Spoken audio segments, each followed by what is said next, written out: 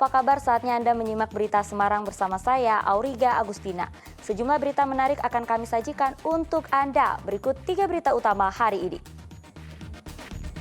Berpura-pura menjadi tukang servis AC, komplotan pencuri menggasak perhiasan emas dan logam mulia senilai 100 juta rupiah di Kabupaten Klaten. Ketahuan tengah hamil muda dalam pemeriksaan kesehatan akhir, 2 calon haji asal Kudus dan Demak gagal berangkat haji.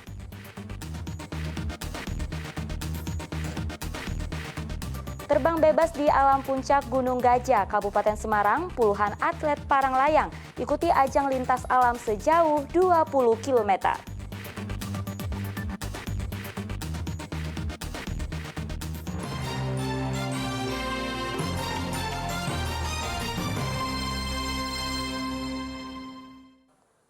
Kita ke informasi pertama. Pembobol rumah kosong ditangkap polisi di Indekos daerah Tembalang, Kota Semarang.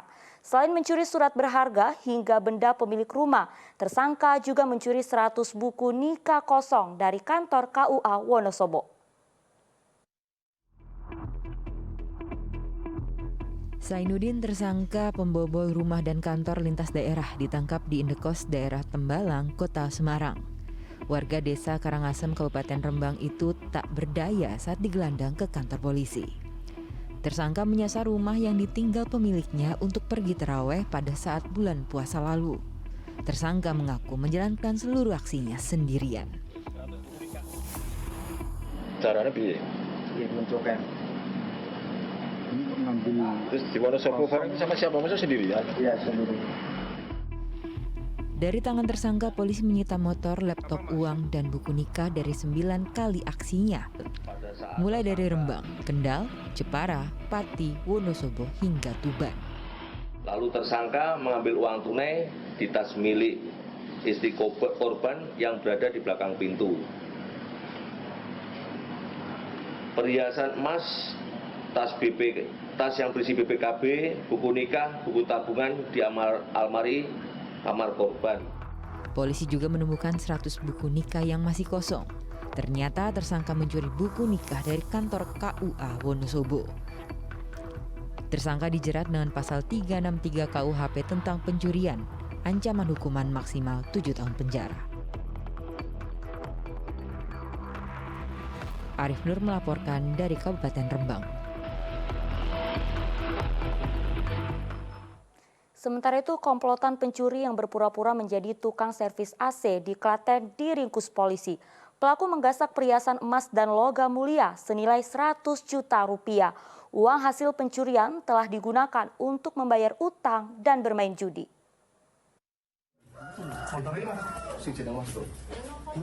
Polisi dari Polres Klaten meringkus komplotan pencuri spesialis rumah kosong. Polisi menangkap pelaku berinisial BW di rumahnya di Semarang. Kemudian polisi menangkap lagi pelaku berikutnya berinisial NA. Kasat Reskrim Polres Klaten menjelaskan modus tersangka berpura-pura menjadi tukang servis AC. Pelaku lalu masuk ke rumah korban dan menggasak perhiasan emas serta logam mulia yang disimpan di lemari. Akibat kejadian tersebut, korban mengalami kerugian sekitar 100 juta rupiah. Pelaku berpura-pura memperbaiki rumah sebagai tukang servis AC dan melihat kondisi rumah kosong.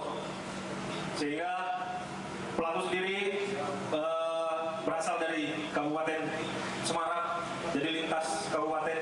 Modusnya macam-macam, ada servis AC, PLN, menyesuaikan situasi. Di wilayah mana aja, Dan? Di wilayah mana aja? Boyolali, Magetan, Kalau di Klaten, total kerugian baru sekali. Pelaku mengaku perhiasan telah dijual dan laku 53 juta rupiah. Uang hasil kejahatan digunakan tersangka untuk membayar utang dan judi. Anaknya berapa?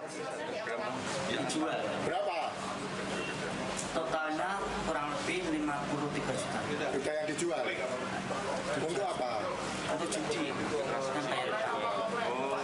Judi apa? Ayam sama sekali. Ini kan judi ayam. Pelaku dijerat pasal pencurian dengan ancaman hukuman 7 tahun penjara. Krisna Agung melaporkan dari Kabupaten Klaten. Seorang pemilik warung di kawasan wisata Sumber Air Senjoyo, Kabupaten Semarang ditemukan tewas. Diduga ia menjadi korban pembunuhan. Warga di kawasan wisata Sumber Air Senjoyo, Desa Tegalwaton, Kabupaten Semarang digegerkan dengan penemuan mayat. Terdapat sejumlah luka parah di bagian dada dan leher. Korban adalah Sumiati, 49 tahun, pemilik warung kopi di lokasi wisata air ini. Jenazah korban ditemukan suaminya saat mendatangi warung untuk mengantarkan makan siang. Istrinya sudah tergeletak dalam warung dengan kondisi terluka. Dari hasil olah tempat kejadian perkara, polisi menduga korban tewas dibunuh karena terdapat sejumlah luka benda tajam. Jenazah korban dibawa ke Rumah Sakit Bayangkara, Kota Semarang untuk diautopsi. Dari olah TKP memang kita masih taraf penyelidikan. Untuk luka yang jelas memang ada indikasi karena benda tajam. Ya, dugaan pembunuhan dan ya, dugaan demikian. Ada beberapa luka di tubuh yang bagian vital, dada, kemudian leher. Kita beralih ke info haji. Keberangkatan ratusan calon haji diiringi tangis haru keluarga dan kerabat di Kabupaten Klaten. Namun sejumlah calon haji tertunda hingga gagal berangkat karena terkonfirmasi positif COVID-19 dan tengah hamil muda.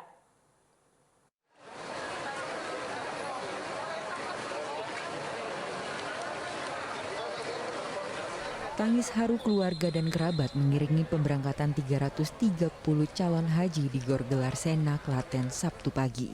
Mereka tak kuasa menahan tangis saat rombongan calon haji hendak masuk bus. Calon haji diberangkatkan dari Gor Gelar Sena menuju embarkasi Donohudan untuk selanjutnya berangkat ke Tanah Suci. Tetapi ada calon haji yang ditunda keberangkatannya, yaitu jemaah yang positif COVID-19. Dari hasil pemeriksaan terakhir, jumlah yang positif COVID-19 bertambah 3 orang menjadi 12 orang. Sementara 5 orang dinyatakan sudah sembuh. Dari 495 jamaah, kemarin kan dinyatakan 9, tambah lagi 3. Tadi ada 12 jamaah haji yang dinyatakan positif corona dan kemarin dilakukan evaluasi PCR dan karena CT-nya juga sudah membaik. Hari ini diberangkatkan 5. Sementara PPIH Embarkasi Solo memulangkan 2 jemaah calon haji yang tengah hamil. Keduanya berasal dari Kloter 6 Kabupaten Demak dan Kloter 8 dari Kabupaten Kudus. Dokter menyarankan kondisi hamil muda tak layak untuk terbang. Bahkan sang suami dari Kloter 8 asal Kabupaten Kudus juga memutuskan menunda keberangkatannya. Dilakukan cek kesehatan final, cek kesehatan terakhir oleh tim medis atau bidang kesehatan asrama haji atau embarkasi Solo ini, ditemukan yang bersangkutan kondisi hamil dan yang bersangkutan baru tahu hamilnya di sini. Selain 2 jemaah yang hamil, pihak PPIH Embarkasi Solo juga memulangkan 1 pendamping yang hamil dan 6 jemaah yang sakit, yakni sakit stroke dan diabetes. Yulianto dan Krisna Agung melaporkan dari Kabupaten Boyolali dan Klaten. Ya, musim haji membuat berkah tersendiri buat jasa servis tas dan koper haji. Seperti misalnya di Asrama Haji Donohudan, Boyolali. Dalam sehari, jasa servis ini bisa mengerjakan lebih dari 10 tas dan koper. Lapak jasa servis tas dan koper milik Prabowo yang berada di Gedung Arafah Asrama Haji Donohudan, Kabupaten Boyolali makin sibuk dalam musim haji ini. Banyak tas koper calon haji yang rusak karena berbagai sebab seperti robek, resleting rusak, hingga pegangan penarik koper jebol. Dulu musim haji sebelum pandemik, Prabowo sehari bisa mengerjakan lebih dari 100 tas dan koper. Namun, musim haji tahun ini hanya 20 hingga 25 tas dan koper. Untuk tarif reparasi yang dipatok hanya Rp10.000 sampai Rp30.000 tergantung kerusakan. Waktu reparasinya cukup singkat, hanya membutuhkan 10 hingga 20 menit pengerjaan. Kalau tahun ini agak berkurang. Itu ramai tahun sebelum pandemi ya? Iya. Itu kalau ngerjakan servis gitu berapa menit mas bisa. Satu tasnya paling lama 10 menit. 10 menit jadi ya. Berbagai cara dilakukan agar para calon haji tetap aman saat menjalankan ibadah di Tanah Suci. Seperti membuat tanda pengenal khusus di Kabupaten Boyolali, calon haji mendapatkan gelang identitas hingga peci atau pita khusus agar tidak terpisah dari rombongannya. Gelang yang dibuat ini bukanlah untuk hiasan tangan semata. Ini adalah gelang identitas haji. Proses pengerjaan gelang berlangsung di salah satu rumah warga yang dekat dengan Gedung Asrama Haji Donohudan, Kabupaten Boyolali. Setiap gelang terdapat identitas calon haji asal Indonesia. Material gelang dari logam monel agar tidak mudah rusak. Para pembuat gelang juga harus teliti agar tidak ada kesalahan identitas calon haji. Dibersihkan dulu, terus dilingkari, terus ntar diurutkan sesuai nama dan rombongan masing-masing itu. Gelang ini sengaja dibuat untuk calon haji agar mudah teridentifikasi jika terpisah dari rombongan dan bisa dibedakan dengan calon haji dari negara lain. Selain gelang, ada pun peci yang dipasang pita khusus yang digunakan para calon haji, seperti calon haji kloter 6 asal Kabupaten Demak. Mereka sengaja memakai peci yang dipasang pita khusus agar mudah menghafal kelompoknya. Ada yang tersesat kita bisa nyari gampang sebagai tanda pengenal.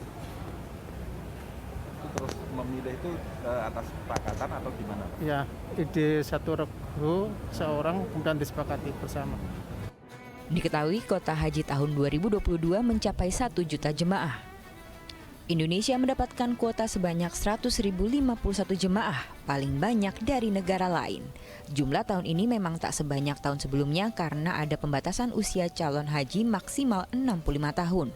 Kebijakan itu diambil karena pandemi COVID-19. Yulianto melaporkan dari Kabupaten Boyolali.